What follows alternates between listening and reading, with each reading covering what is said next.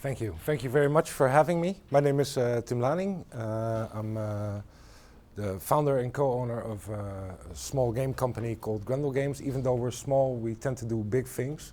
We've been around for nearly 20 years. And our company started out as a company that creates entertainment games, but gradually we moved. Around 2002, we moved to designing serious games, as they call it, and we've been doing that quite successfully.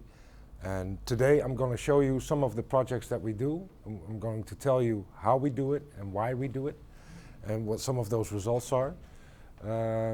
We've decided to cut that up into two pieces. So the first lecture that I'm going to give is more about our company and the products that we make. And the second one, I will isolate a few cases and show you exactly what we did and how we did it. So our company has a pretty strong vision. We believe that the power of attraction and fun of video games can be used for more than just entertainment. We found that out pretty early in our career, that video games can actually be a very effective solution for some educational and practical problems. We decided to focus on three spearheads, that's education, healthcare, and the sustainability sector, where we mostly are focused on water and energy. We have a very strong process. We don't create games alone. We do this always together in a form of collaboration with domestic and international academic knowledge partners. Those domain experts are really important to us because they tell us exactly what we need to affect with our games. We tend to use universities and other institutes to do research and validation of the effectiveness of our games. Especially in healthcare, you can imagine that it's very important to have a strong track record and to prove beyond the shadow of a doubt that you're actually able to change certain things or affect a certain behavior or have impact on certain physical elements of a human being. We use innovation, and one example is the Internet of Things, by making weird combinations that are not so common. We tend to find new solutions that people haven't thought of before by combining them with video game technology. And we also always emphasize the use of high entertainment and production value. This is one of the most common problems with serious games. Usually what happens is that somebody has a thesis, they have a very strong vision on how they can achieve something, but they tend to neglect, ignore, or forget that if it's not entertaining, people will not make use of that particular intervention. So what we have seen over the last 2 decades is that there's some pretty good and remarkable evidence that video games can actually accommodate all these different changes. But if the video game itself just doesn't look the part, the target audience tends to shy away from that particular intervention. So in our process, we tend to work with domain experts. We tend to emphasize the production value and make sure that we can prove what it is that we're claiming together with our partners. We have various products. I'm not going to show them immediately. First, I would like to tell you a couple of things about play. This is basically what our company stands for. We tend to cross-pollinate with different domains as much as possible. And we tend to stray from the beaten path, which means that we look at why other things have failed before we try to tackle it, and not only in one particular domain, but also in adjacent domains, to look for inspiration and to make a decent analysis of why certain interventions have failed. But first I would like to say something about play and about the strength of play. Well, usually when you look at play in the dictionary, this is what you come up with, and I find this extremely fascinating and entertaining. So when we look at the verb part, it says engage in activity for enjoyment and recreation rather than a serious or practical purpose, which is not true at all, but it gets even worse. Because when we get to the noun part, it says activity engaged in for enjoyment and recreation, especially by children, which means that we as adults are seemingly not allowed to play. This is hilarious because when we look at nature, then basically you see play everywhere. These are just a couple of cubs playing on the savannah. They're having a lot of fun. Presumably their mother is somewhere close by, keeping watch, and they're having a lot of fun. But at the same time, they're training all these things that they need to train to be able to sustain in the wild without their parents watching after them. So in fact, this is education. And basically, it trains them for this. This is not a particularly horrible image except for the low resolution, but you can pretty much guess where it's going from here. And when we look at us humans, we see that this is basically play as we acknowledge it and as is accepted in our society, basically in a lot of different societies and cultures. Children playing. This is in the 1950s somewhere in Brooklyn in New York. Children playing on the pavement, but you can probably remember, you might have even done it today or yesterday when you yourself were walking on the pavement and playing a little game with yourself and making a decision what piece of pavement to step on and what not to step on. Or when you're standing in the traffic, where you're waiting in a traffic jam, and you have to wait for minutes and minutes or even longer, you can probably remember that you're looking at the license plates, figuring out if there are words on there that you might recognize or numbers that have a certain personal significance to you. Perhaps it's your house number, part of your phone number. You look at the makes and brands of the cars, and basically this is your brain screaming at you that you want to be engaged, that you want to be entertained. It keeps your neuroplasticity high.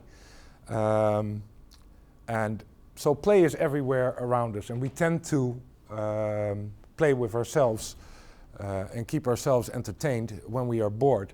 Now this is also socially accepted in a lot of different cultures. This is the image everyone still has in their heads. When we're talking about video game players, then this is the image that we have ingrained in our collective minds. Basically kids hanging in front of television sets with joypads in their hands and wasting away hours by playing first-person shooters or platform games.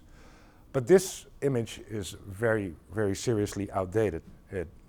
When we define video game players, we tend to have that particular perspective. But the fun thing is, there's been a lot of research, and we have divided the target audience for video games in certain categories. We've made one category called casual gamers. What you see here is what's labeled as a casual gamer.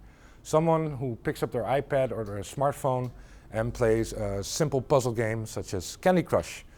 And when we define hardcore gamers, we define people that hang behind their television sets or their PCs and play shooting games such as Call of Duty or Fortnite, and tend to spend hours behind their consoles or PCs or their remote game hardware. But the fact of the matter is that when you look at the numbers, people that play casual games actually play way more hours than people who tend to play shooting games. So there's a big difference between what's ingrained in our collective memories and our collective conscience about video game and video game players and what is reality. Now this particular image wasn't created by chance, because Candy Crush, if you look at the target audience, the majority of the target audience, and it was actually designed for women aged 25 and up, and the majority of ladies playing Candy Crush are aged 40 and up, with an emphasis on the up part. So nothing remotely like children hanging behind a console and playing Fortnite. And if you look at the statistics, these are some older statistics, but they're still true to this day. So Candy Crush had 46 million average players per month and over 10 million downloads in December of 2012 alone. And in July 2013, it was estimated that Candy Crush Saga at the time had about 6.7 million active users, meaning that it would play on a daily basis. And it had earned a revenue of $633,000 per day in the US section of the iOS App Store alone. So we're forgetting Android, we're forgetting all the other platforms. This is just on your iPhones and iPads. And it had garnered rough 500 million times it was downloaded across Facebook and iOS and Android devices, which means that probably someone here in the room has played Candy Crush. Probably. Who's played Candy Crush? I'm not going to make fun of you. I'm going to praise you, actually. Okay, so there's a bunch of people that played it, so it's a very simple game, right? And it works. The reason why it's so addictive, and we'll get back to that later in my second segment, is because it's what we refer to as a match-free game. And a match-free game is a very simple puzzle game where you basically have to collide three similar shapes, then they disappear, they create a vacuum, which is then being filled by three more random appearing gems, and you have to do it all over again. So it becomes a loop. That's the important part, the loop. Because that loop is very much continuous, and it was designed to basically give you a good jolt of dopamine whenever you finish something. So it's very good and it's very effective at celebrating the fact that you've done something right. It keeps on praising you, and it does that in a very fantastic manner. So there's a reason why this particular game is so successful and so popular. But if you would think back and look at those 46 million players per month, and you would ask yourself the question, what if we could have 46 million players playing for hours on end a particular game that would actually contribute something to society? Would something like that be feasible? Could we harness all the players and create something that it goes beyond the game and extends into real life? Could we have citizen science? And could we use games for that particular purpose? They have. Actually, by creating a game called Fold It. And basically, you solve puzzles for science in this particular game. Who knows it? Has anyone ever heard about it? A couple of people have heard about it.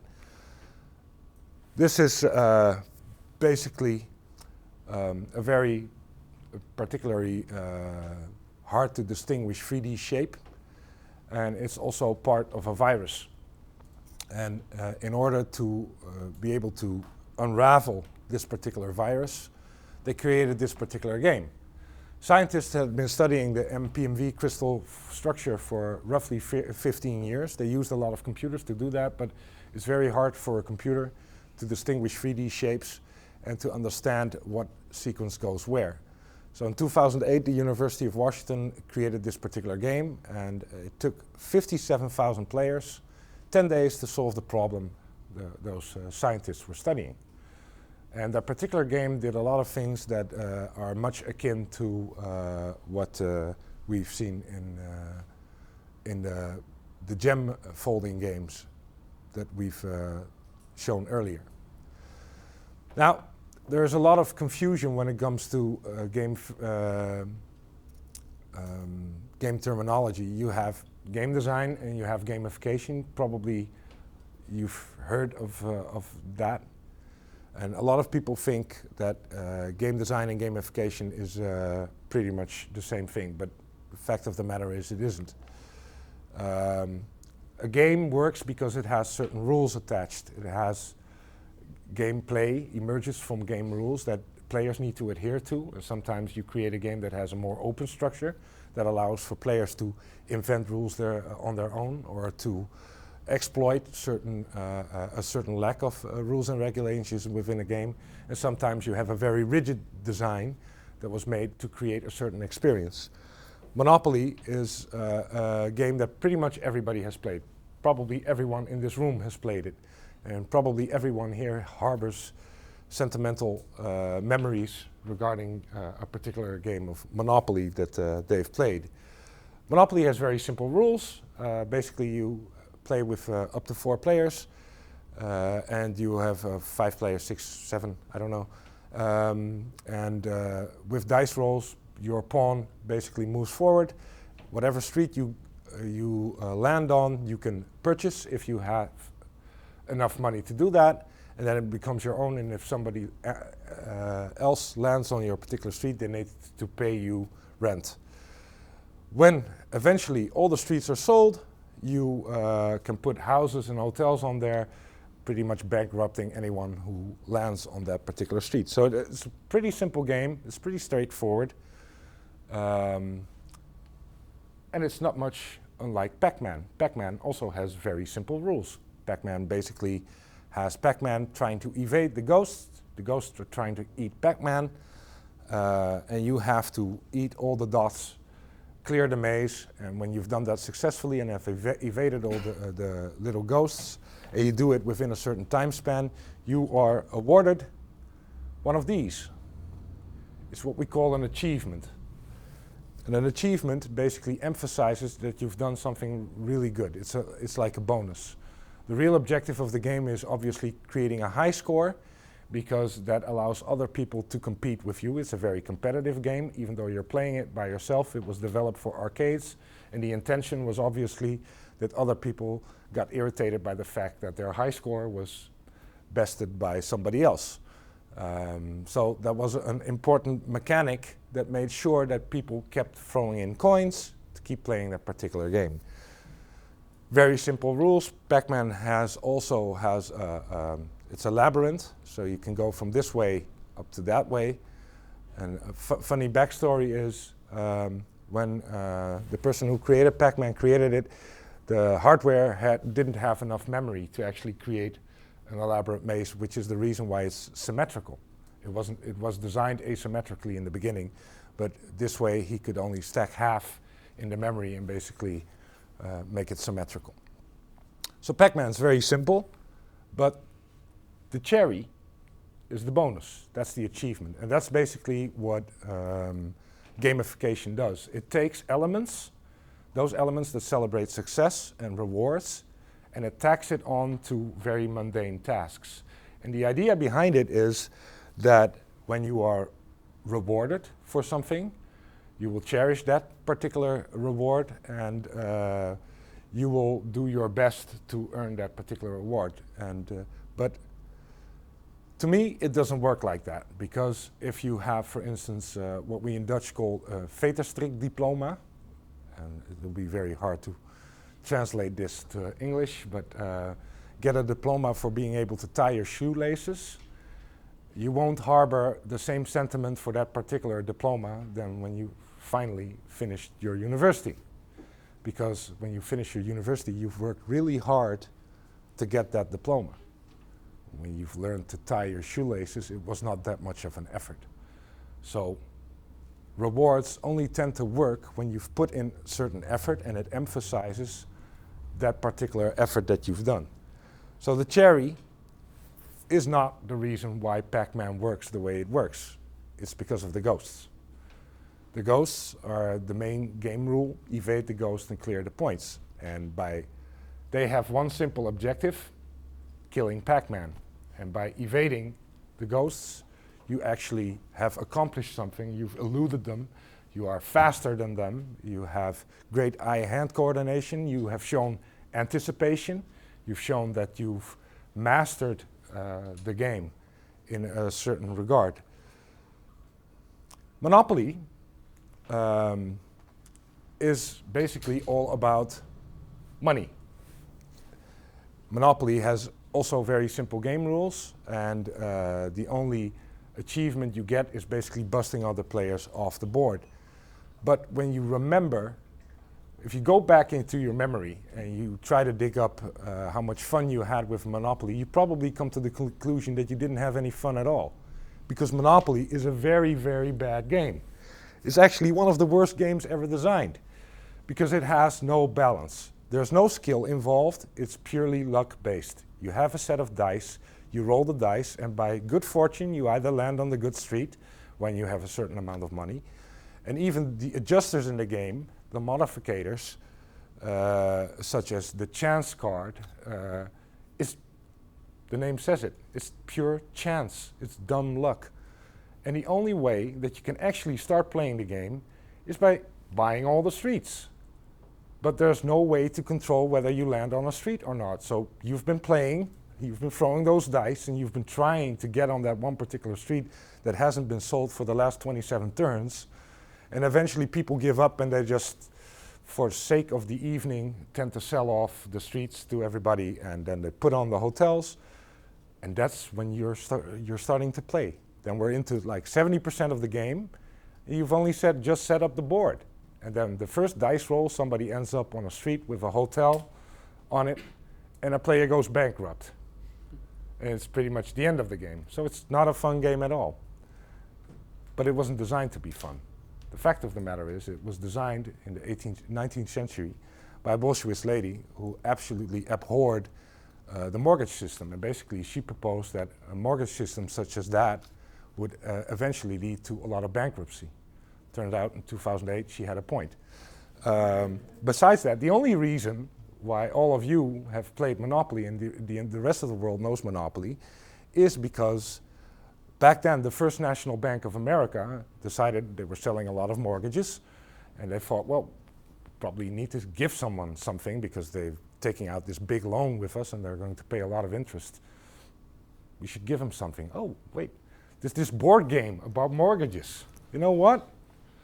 Let's give everybody a board game together with a mortgage. And that's how it ended up on all those kitchen tables. And that's how it became popular. But when you go back in your mind, it's not a good game, it's not designed very well. But if we look at a good game design, you probably know this one. Men zeg je niet in Dutch, ne t'en fais pas in French, and in English it's called The Games People Play. Now this particular game has equivocally simple rules. It's a very simple rule set. It's the same pawns, the same amount of pawns that you have with Monopoly, and you're basically going around the board, you use dice, but you have multiple pawns. And every time when you roll a 6, when somebody rolls a 6, you get to spawn another pawn on the playfield. Now the fun thing is that you get to decide what pawn to move and what pawn not to move. That is strategic. That's where strategy becomes emergent. There's also, every family I know has different rules with this particular game as well. And they are unwritten rules, and this is what makes it fun. That's emerging gameplay, as we call it. So if Dad has 3 pawns in his goal, then probably the rest of the family starts to gang up on Dad and make sure that Dad doesn't get that 4th pawn in that particular goal. That's what you call balance. So this game has a balance between sheer luck and strategy. You get to decide what pawn to move. You get to keep a pawn back because that will increase your chance that you actually can throw somebody else off the board. You can opt to go another round with a pawn because that maximizes your chances. So it's a far better balanced game. And that's, in terms of game design, is the most important part of making it work. You have to create a certain balance between the game rules, a factor of chance, and the application of skill or knowledge, or a combination thereof. So balance is very important. And when we apply those things, and in my next session I will teach you a little bit about game mechanics and dynamics, because that's what we have in our toolkit as game designers. We have game dynamics and game mechanics, and they influence each other. And they create a certain tension within the game. And we use that within Grendel games. We tend to look at what game mechanic influences what game dynamic, and what kind of effect does it have on the player. So how can we apply game mechanics and dynamics to reach a certain goal? Here I'm going to show you some projects that we've done to show you the results of that. This is rehabilitation. This is a project that we've done together with a company called Motec Medical. They're based in Israel and Amsterdam. CAREN is an abbreviation for Computer-Assisted Rehabilitation Environment. And for this particular system, we were asked to make rehabilitation fun. And it was mostly for departments of defense. So the video that I'm going to show you was for the Brooke Medical Army Center in San Antonio and Walter Reed in Washington. And it's specifically for infantry who stepped on landmines and IEDs who need to get adjusted to living life with prosthetics, usually upper knee or lower knee amputees. And it's a very intricate system. It's very well balanced. I will show you a small video.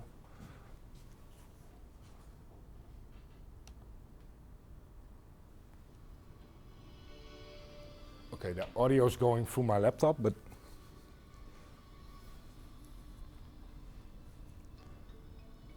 welcome to the Virtual Environment Laboratory in the Military Advanced Training Center.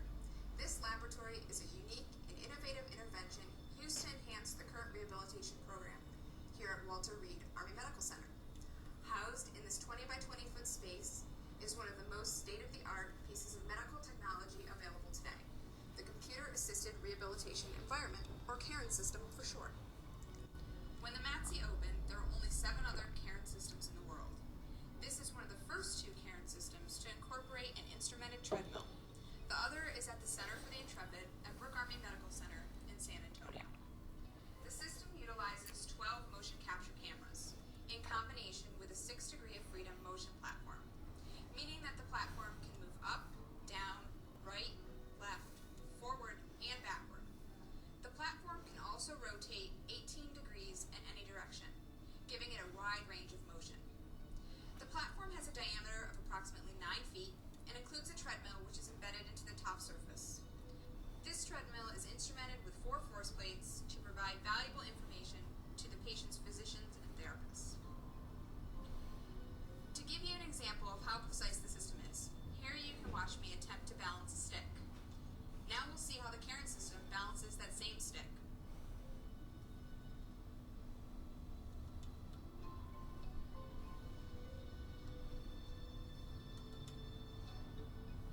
As you can plainly see, no problems at all for the CAREN system.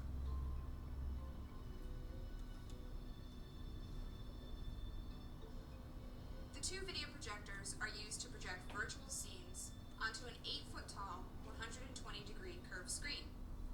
An audio surround sound system is utilized to allow for better scene immersion.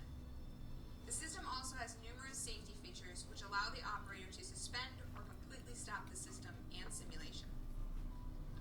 Patients are referred to the CAREN by their physicians, therapists, and/or prosthetists, and together we establish rehabilitation goals. The majority of referred patients are either amputees, individuals with mild traumatic brain injuries, or both. Based on each individual's goals, different virtual scenes are employed. Scenes which incorporate the treadmill help achieve goals of improved gait and stability.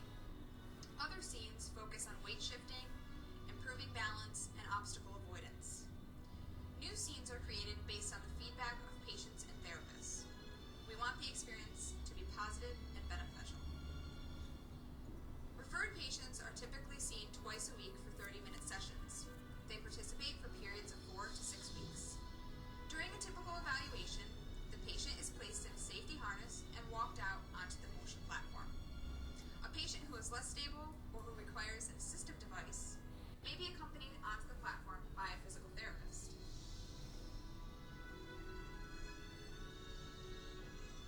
The CAREN system has been well received by patients and therapists alike.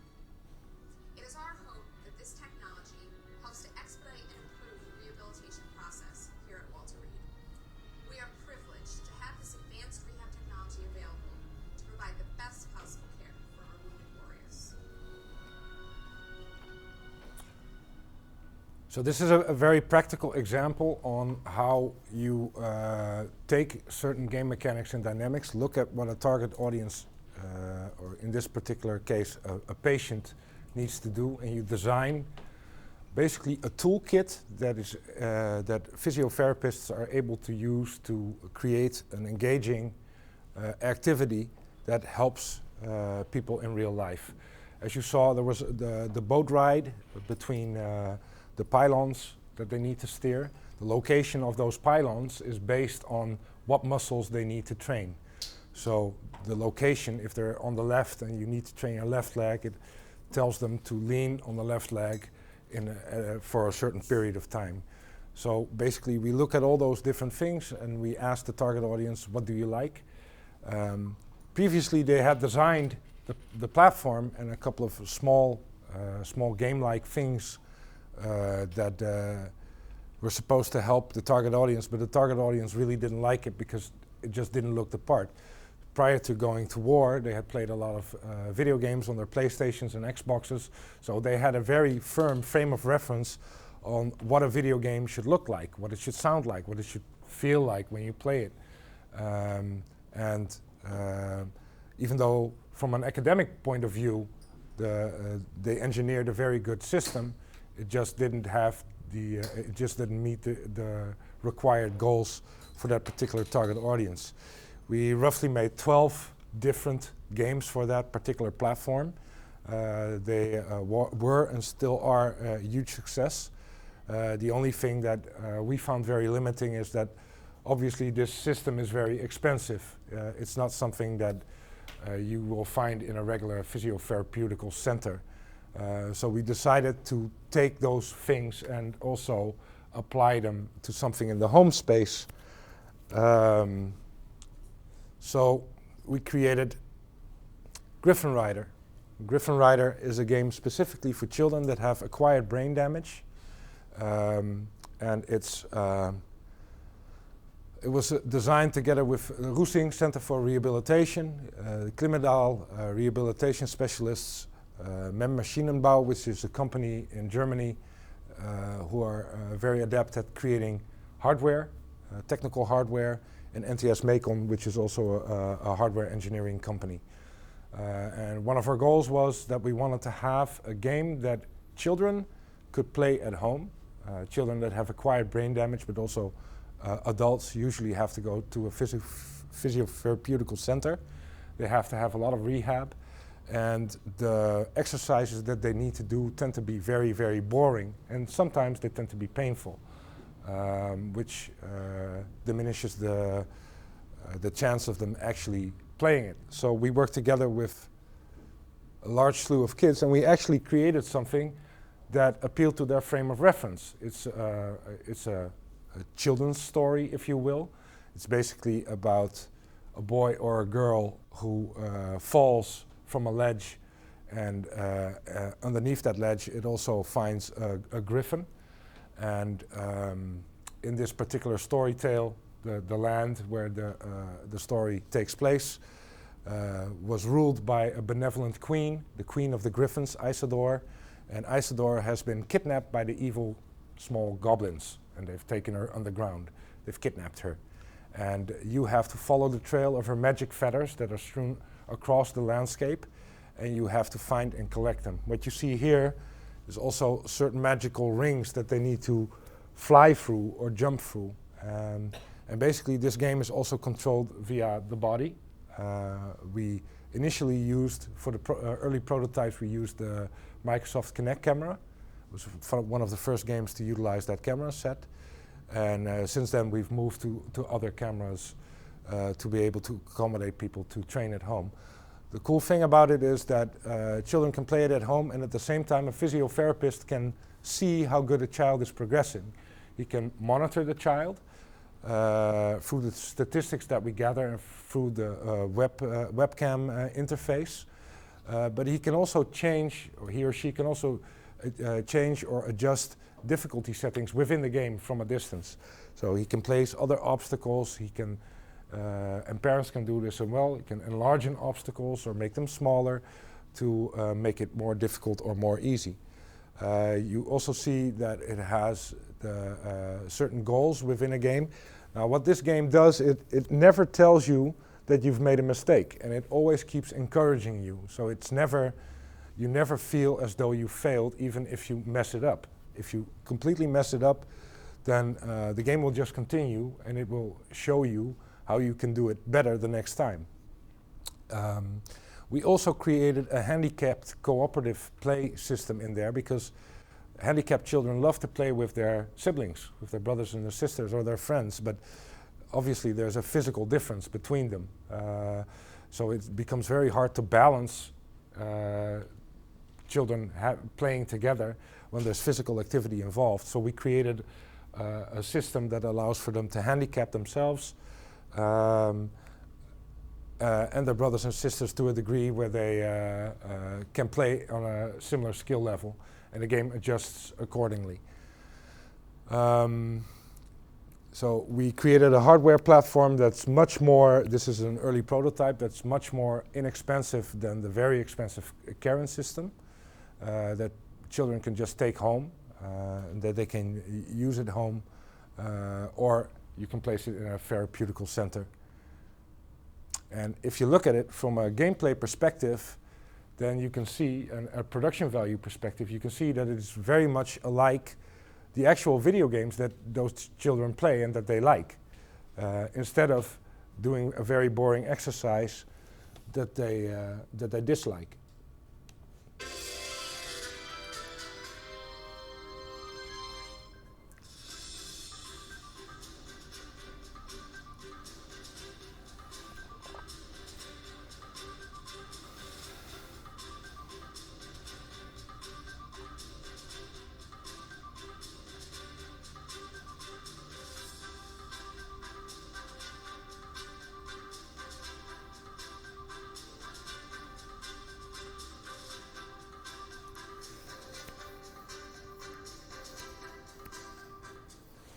As you can see, it's a game world that's very much also inspired by children. What we tend to do is work together with our target audience in a co-creation setting and ask them, what do you like? What kind of colors do you like? What kind of creatures do you like? What kind of story elements do you like? And basically we collect that through from an international target audience to make sure that it also is culturally appropriate for other countries before we settle on a final design. Here you can also see Billy. Billy is our flying raccoon butterfly, and Billy is also your mentor and coach. Billy is always visible in the center of the screen, which automatically helps children adjust to the center of the screen, which is something that's very important to them. And Billy keeps on encouraging them whenever they make a fault or an error, and also points out certain opportunities that they have. And he speaks to them with a very calming and soothing voice that we casted when we looked at all the different voices that we could have, and we asked children on their opinion, what kind of voice do you like? And eventually this was the ideal coach for them, as it turned out to be. So that's Griffin Ryder. Another game about behavioral change is our water and energy saving game, using game technology, game devices, smart devices, and the Internet of Things.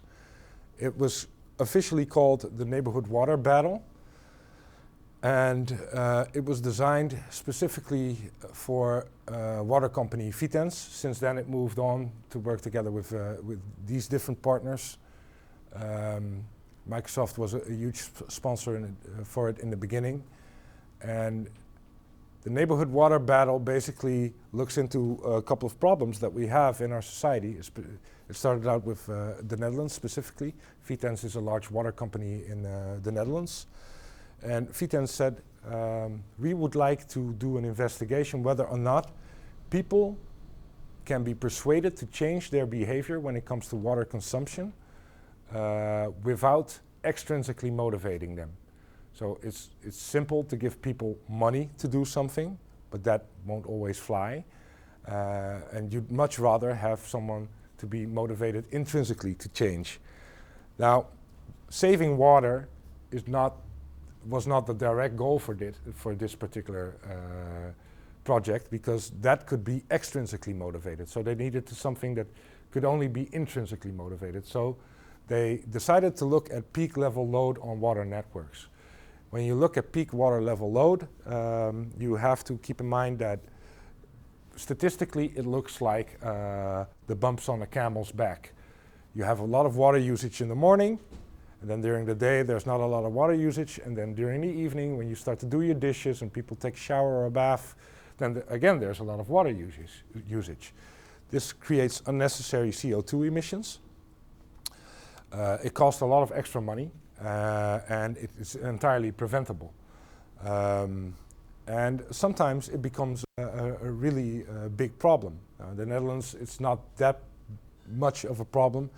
Our country mainly exists of mud, so if we need to have bigger pipes to address this, then we could just tear open the ground and put in bigger pipes and a bigger pump station. But it's unnecessary. You can imagine in the United States, where things are very rocky, it will become much more difficult. Also, sometimes they just can't manage. If you look at the one moment that all the water companies in the world are dreading, is that their national team actually enters the finals in the World Championship match. Because when that happens, and we have a break, and everybody goes to the toilet at the same time and flushes the toilet at the same time, and an entire country does that, that's the moment when alarm bells start blaring. And that's just one example, but if you look at, for instance, at the United Kingdom, there's a water company there called Thames Water Utility, and Thames Water Utility has this problem on a daily basis. In fact, they roughly lose 26 million liters of water per day because of peak level load on the water network. That's a lot of water, and they are unable to address that from an infrastructural point of view because obviously the City of London is very busy. You have the entire information grid lying there for the finance systems. Beneath it,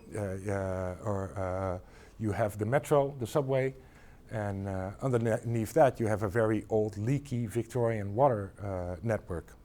So to them it's a very practical problem as well. So we started out thinking, how can we create a setting that allows for behavioral change? And with Water Battle, we decided that this is not going to be the solution. The smart water meters and the smart energy meters are only part of the solution. The big problem you have here is the same thing with energy, is that it basically tells you how much water you've used and how much energy you've used in gas, but it doesn't tell you what behavior went with it. It doesn't tell you what the cause is and when you've done these things. So it becomes very boring. It's only interesting to those people that are already intrinsically motivated to change something in their behavior. For your general family, it's not a general household, it won't be the solution. So what we decided to do is do a pilot. We created, this is the first instance that we created a game that's very much like Super Mario. So it's a platform game, it's an actual game. It looks the part. Basically you play little characters that live underground in the water network, and they have a problem because every time in the morning and in the early evening, water keeps gushing through their city, and the water level goes so high that basically it destroys their villages, and you need to change that. So you have to activate the pumps, and you have to make sure that the water level is not rising beyond a certain point. But the game is directly connected to the water grid. So we use smart meters, and the game is directly connected to it, which means that the game knows how much water is being used in a certain neighborhood. So we had neighborhoods battling other neighborhoods, schools versus schools, and the children played the game in school as part of an educational program. But the people in the neighborhoods were asked to use an application that would help them measure how much water they were planning to use. And when they planned their water usage right, they would get a certain amount of points. Those points would be transferred back to the game, and you would have an interactive loop. So the game was played in school. There's educational messages within the game, but that's just a very small part of the game. The actual gameplay is what makes it tick. It's directly connected to the water grid, and the residents then used an external app. Now it's all combined. Now it's all combined in one game. And children were motivating the residents, and the residents were motivating the children by having a connection within the app and the game. And the smart thing is that the game knows how much water is being used. So if the entire neighborhood is using too much water, then the physical water level will be high within the water system, but it will also be high in the game, which means that kids can't reach certain levels. They can't reach the bonus area because it's basically flooded with water. Because in real life it's also flooded. And the only way you can actually change that is by making sure you change your water practices. So instead of parents banging on teenage daughter doors, shower doors, saying, Chrissy, come on, cut it out, 15 minutes underneath the shower is long enough, we actually have kids banging on their parents' shower doors saying, Dad, cut it out, I need to reach my level. I'm unable to reach my level. And that worked out really well in that particular pilot. So we had a big show in our region.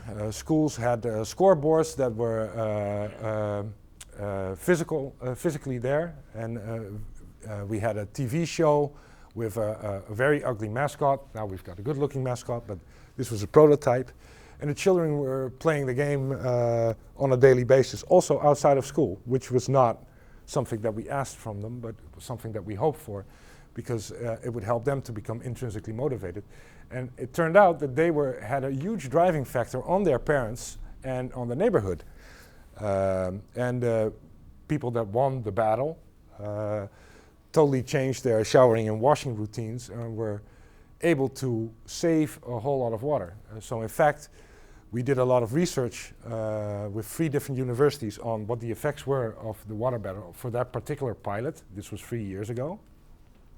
Turned out that residents saved up to 3 to 9% of peak level load on the water network, which was very feasible. The Vitens company was hoping 1% to 2%. And the battle winners, as a side effect, showed that they had 25% less water consumption. There was an unintended side effect, but something that the water company had hoped on. And here you can see what the transaction between those game systems is.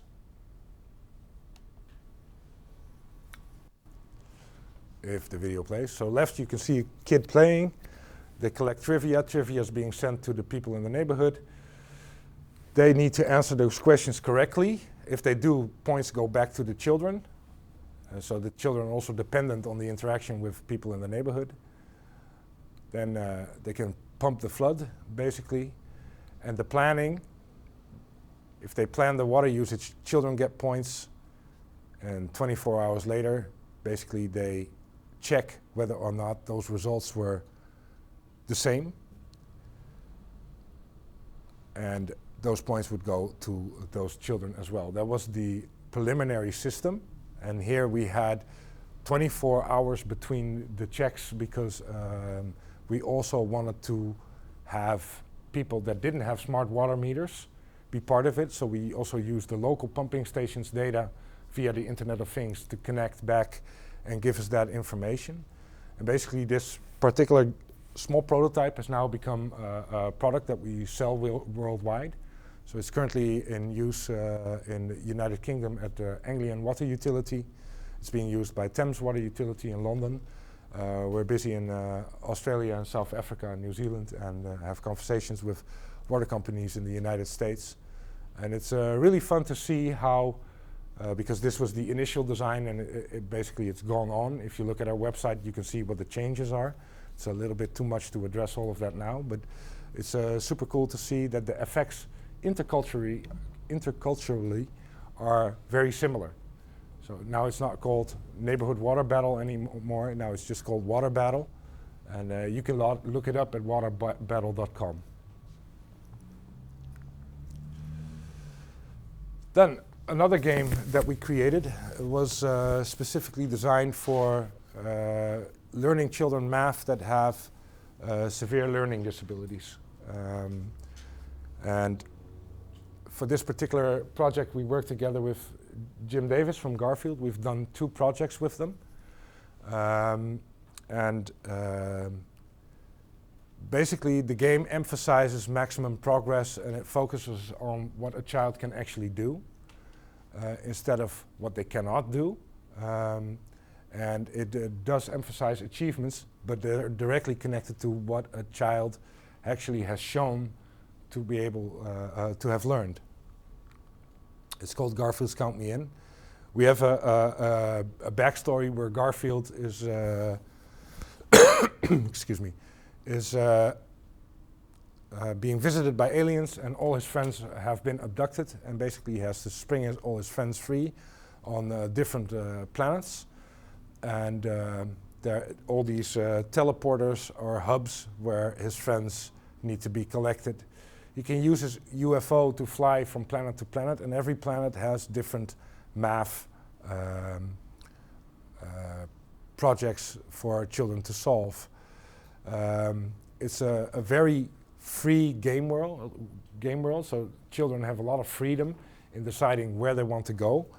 But repetition is the important part. So there's a lot of repetition in the type of activity that they need to do, but we switch it up a lot so it becomes less noticeable.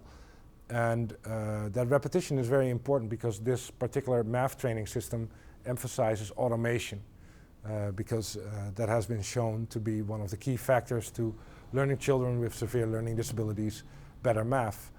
So it's guided learning where they go from practice to practice, and the cool thing about it is that the artificial intelligence behind the game basically looks at the what a child can and cannot do, and then it deduces where the problem lies, and it creates on an individual level the type of math training that they need to do, and that is consistent with an academical theory called math wall.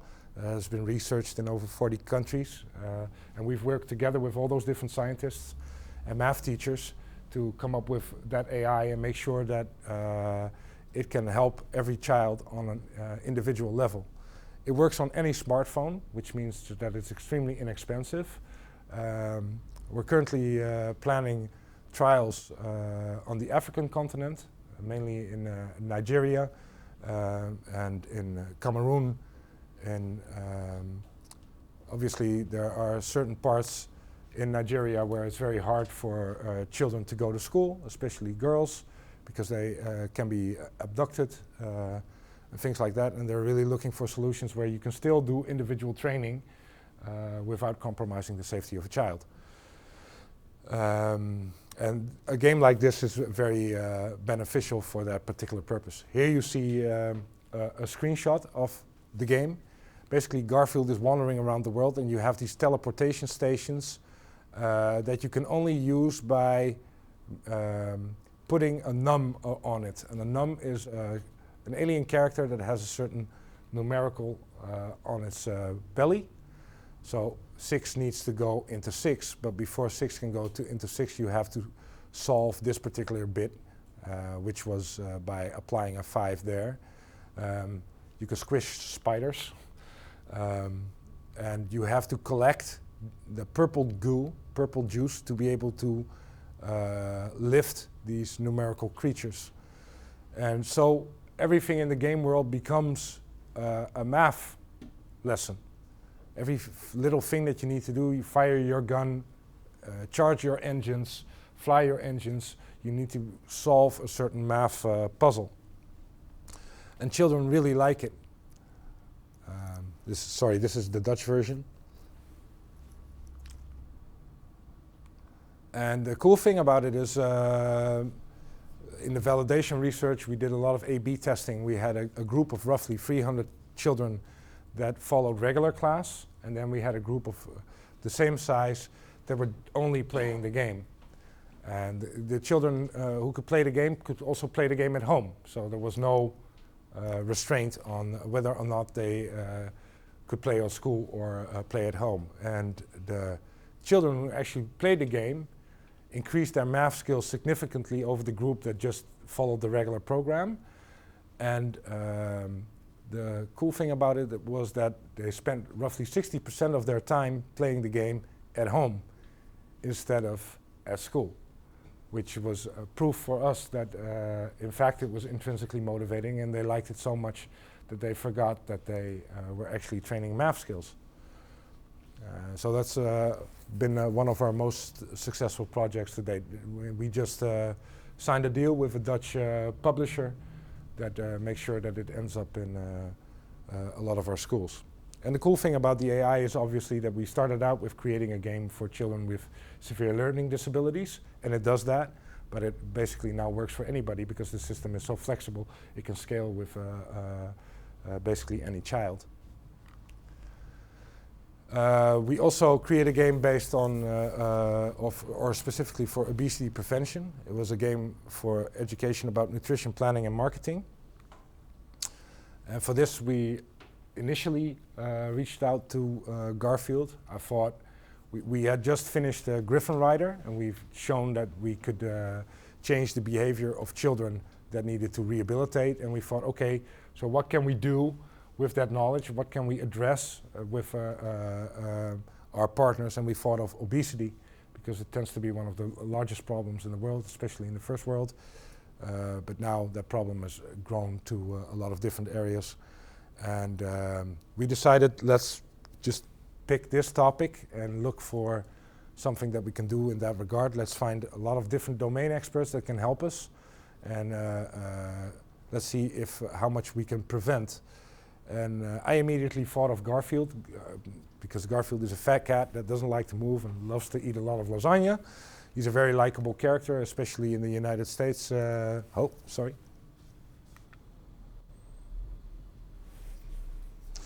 Wrong button.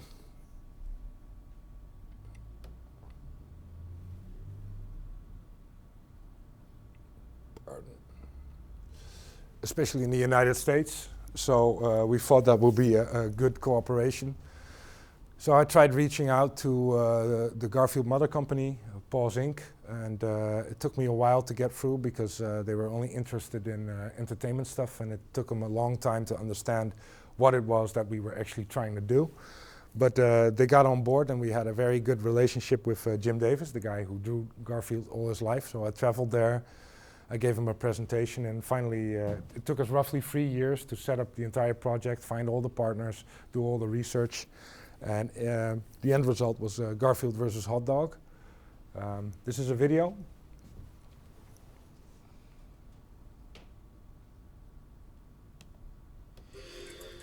Garfield's friends are in trouble. Fast food, soda, no exercise, everyone's washed out and cranky. The hot dog company has completely taken over town. Now Garfield loves his sleep in lasagna, but this is way too much. And a dog controlling his neighborhood? No way. Explore the culinary habits of people around the globe to complete your comic collection. Play with Garfield's friends to race, cook, eat, jump, walk, shake, and kick your way to victory. Will you help Garfield bring some sense to this dog-eat-dog world? Become our friend and join our ever-growing community. So that looks like a regular tablet game, a fun. Oh.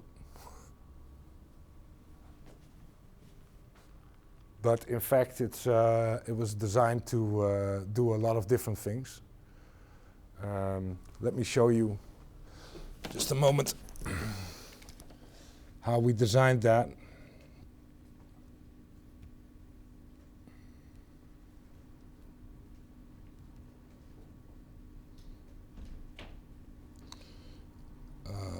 Validation.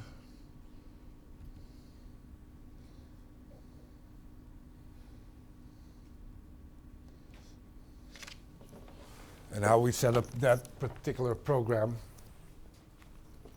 So we started out with local partners. Our local health insurance company. We're based in the region of Friesland in the Netherlands. The Friesland Zorgverzekeraar is a regional label from our nation's largest health insurance company called Zilveren Kruis, the Achmea Group. We started working together with the National Health Service, NHS, and then specifically Highlands and Islands. Highlands and Islands also has Scotland as their region, and Glasgow is the #1 city in terms of obesity in Europe. So they have a lot of problems with that, specifically with children, and they were very knowledgeable about those facts. We started working together with the World Health Organization, and we asked them what universities were basically helping them doing the research for child obesity and also diabetes 1 and diabetes 2. And turned out that was Tel Hai College in the University of Belgrade. This is in Israel, this is in Belgrade. And Utrecht University also helped with setting up a validation scheme for that particular goal. And we decided that we would focus on, because of the research, on these target audience groups. Basically, we wanted to help children aged 5 to 11, but as it turned out, these specific age groups have very different ways of learning things and very different ways of looking at things. So together with the researchers, we decided that there would be game content in there geared mainly towards children aged 5 to 7, and then a subset for 7 of 9, and extra game content for children aged 9 and 11. There's a game loop in there, which I will address later on how a particular game loop works and why it works in that particular way. But this particular game loop doesn't force players to play the games that don't appeal to them. So a child that is 11 years old doesn't need to play the content that's there for a child that is aged 5 to 7. It offers alternatives without interfering the game flow. And that worked out really well. It was very hard to build a system that worked in that particular way. The main game loop works, basically Garfield is trying to make everybody as healthy as possible in his city, because none of the pet owners or a lot of pet owners are unable to walk their dog because they're too heavy and they haven't been exercising enough. And there's an evil company called the Hot Dog Company, which is run by the evil character Hot Dog, who basically has bad food stalls all over the city, and you have to try to convert them. And the only way to convert them to healthy food stands is by talking to quest givers, which are characters out of the cast from Garfield. They give you a certain quest to do, which consists of completing certain mini games, which are laced with educational information. You get points and cash, and basically with that points and cash, you go back to the city field and you convert the food stands, and gradually you win territory from the hot dog company. So it has a game loop that's very much akin to Grand Theft Auto. I don't know if you know GTA Chinatown Wars, which was a very successful turf war game, as we call it. Basically, this is a turf war. And we designed the content in such a way that that the loop would have an internal economy that we reinforce that particular gameplay. So you would drive around in your healthy food truck, people would ask for certain things, you could earn those snacks and then sell those snacks and then convert those stands, and gradually you win a piece of the city back. And the game was designed in such a way that the entire game world consists of multiple cities around the world. So we had cities in Asia, cities in Africa, cities in North America, cities in Europe, and in South America. And every particular city and every country has food and food groups that are culturally and economically relevant for that particular country.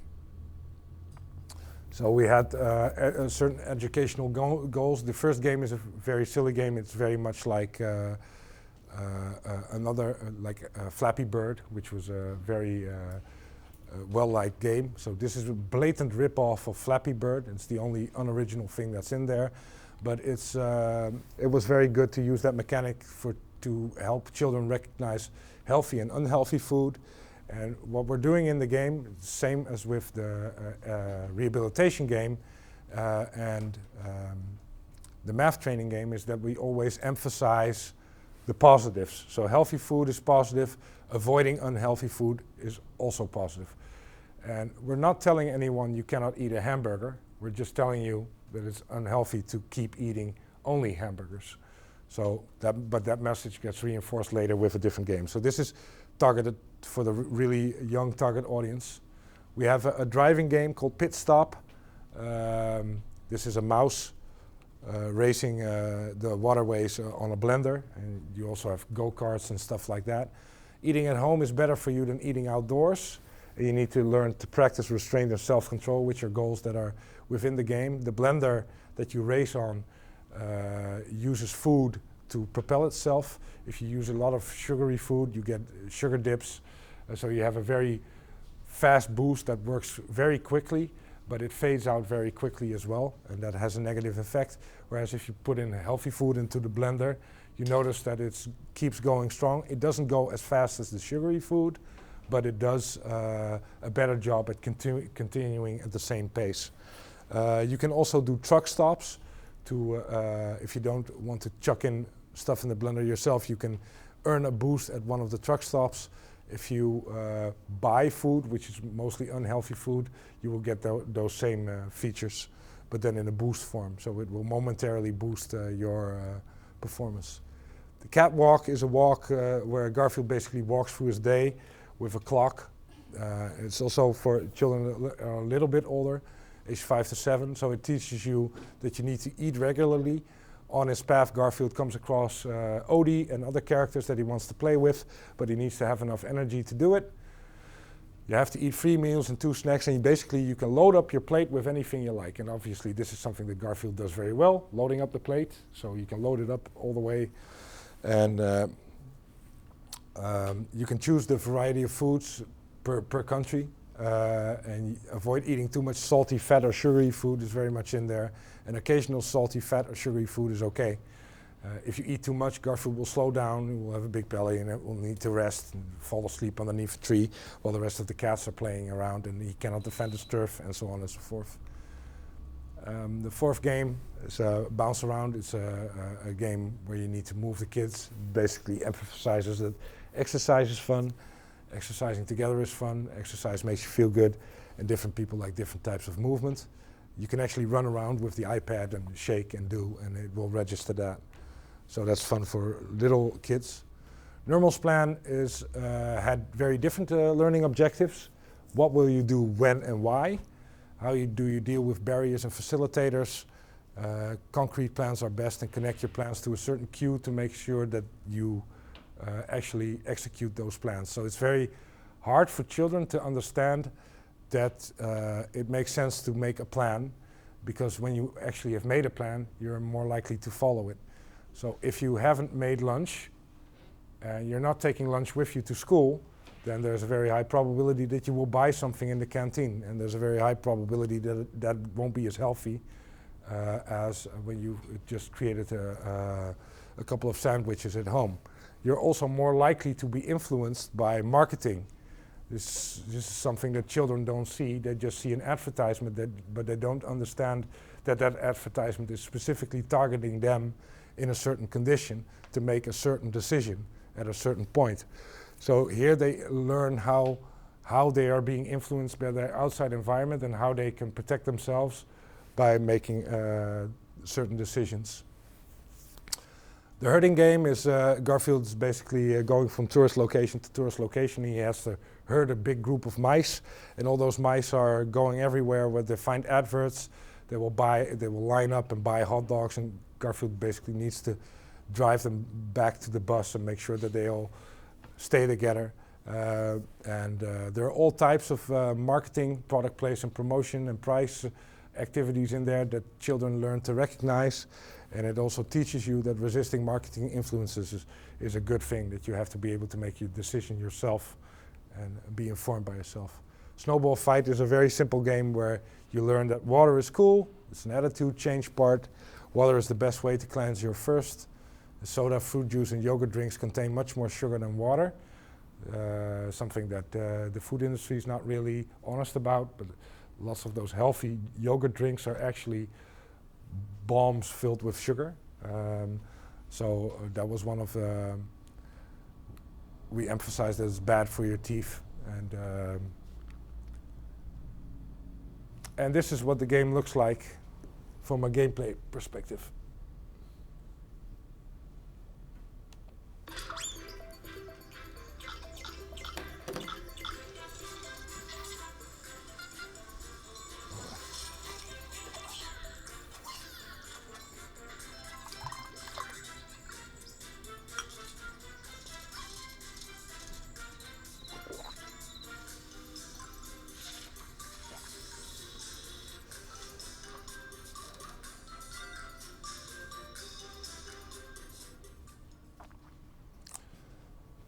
And that takes me to the end of this part, the first part.